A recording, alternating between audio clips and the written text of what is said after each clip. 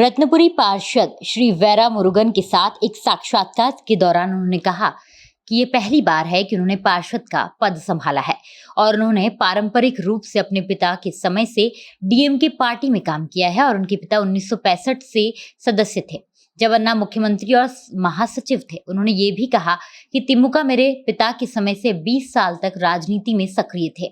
उन्होंने कहा कि हालांकि उनका मूल निवासी पलद्दम है, लेकिन वह 60 साल से कोयम्बटूर में है और उन्होंने एवरेंगा कॉरपोरेशन की ओर से कई काम किए हैं और जनता की मांगों को पूरा किया है।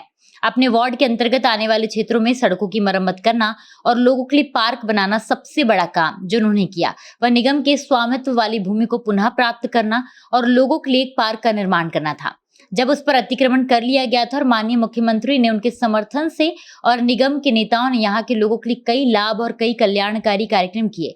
और वर्तमान द्रविड़ सरकार के बारे में उन्होंने कहा कि हमारे पास एक ऐसा मुख्यमंत्री है जो लोगों के मन को समझता है और उनके लिए अद्भुत कार्यक्रम लागू करता है। उनके अनुसार सबसे उपयोगी कार्यक्रम छात्रों के लिए नाश्ता कार्यक्रम और लड़कियों के लिए मुफ्त बस कार्यक्रम है। उन्होंने कहा कि द्रविड़ को भारत सरकार जिताएगी। இப்போ நிறைய பணிகள் செஞ்சுருக்கேன். அது வந்து மாநகராட்சி சார்பாகவும் நான் தனிப்பட்ட முறையிலும் இன்ட்ரெஸ்ட் எடுத்து பொதுமக்களோட பிரச்சனைகளை கோரிக்கைகள் எல்லாமே தீர்த்து வச்சுருக்கோம். இப்போ ஆரம்பத்துலேருந்து பார்த்தீங்கன்னா 10 வருஷத்துக்கு முன்னாடி சாக்கடையில் மண்கள் தூர்வாராமல் இப்போ வந்து 90% சாக்கடையில் இருக்க எல்லா மண்களும் தூர்வாரிட்டோம். இப்போ சாக்கடையில் வந்து பெரிய லெவலில் பிரச்சனைகள் இல்லை, சில இடங்கள் மட்டும்தான் இருக்குது. அது தொடர்ந்து வேலைகள் நடைபெற்றிருக்கு. அதில் ஆரம்பித்து அப்போ சாலை பணிகள் ஆகட்டும், அப்புறம் வந்து பார்க்கு வந்து ரொம்ப நான் என்னோடய வார்டுக்கு உட்பட்ட பூங்கா இருக்குது. அந்த பூங்கா வந்து படும் மோசமான நிலைமையில் இருக்குது. இப்போ அதை சரி பண்ணி அந்த பூங்கா வந்து மக்களோட பயன்பாட்டுக்கு நல்லா செயல்பாடு கொண்டு வந்துருக்கோம். ரெண்டாவது வந்து என் வார்டுக்கு உட்பட்ட சில இடங்களில் வந்து மாநகராட்சிக்கு சொந்தமான இடங்களை வந்து தனி நபர்கள் வந்து ஆக்கிரமிப்பு இருந்தாங்க.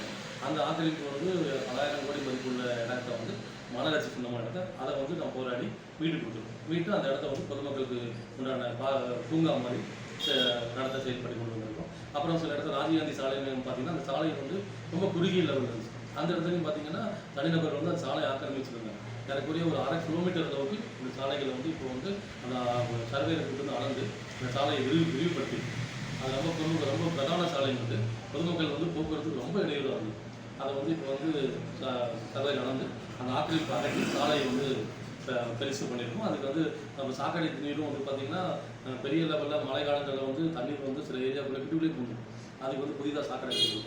சாக்கடை பணிகள் வந்து சில கோடிக்கணக்கான ரூபாய் வரைக்கும் தலைமை வரைக்கும் பேசி நான் வந்து பணத்தை வந்து அலாட் பண்ணி இப்போ வந்து பெரிய லெவலில் சாக்கடை கட்டிகிட்டு இருக்கோம். சிறிய லெவலில் பராமரிப்பு பண்ணி இதனால் வரைக்கும் இத்தனை ஆண்டு காலமாக அந்த ராஜீவ்காந்தி சாலை பக்கத்தில் பார்த்திங்கன்னா சில இடங்களில் வந்து பாலாஜி ரோடு, கங்கை நகர் இந்த மாதிரி ஏரியாவில் சாக்கடை வசதி இல்லாமல் இருக்குது. அதுக்கு வந்து புதிதாக இப்போ சாக்கடை கட்டிகிட்டு இருக்கோம்.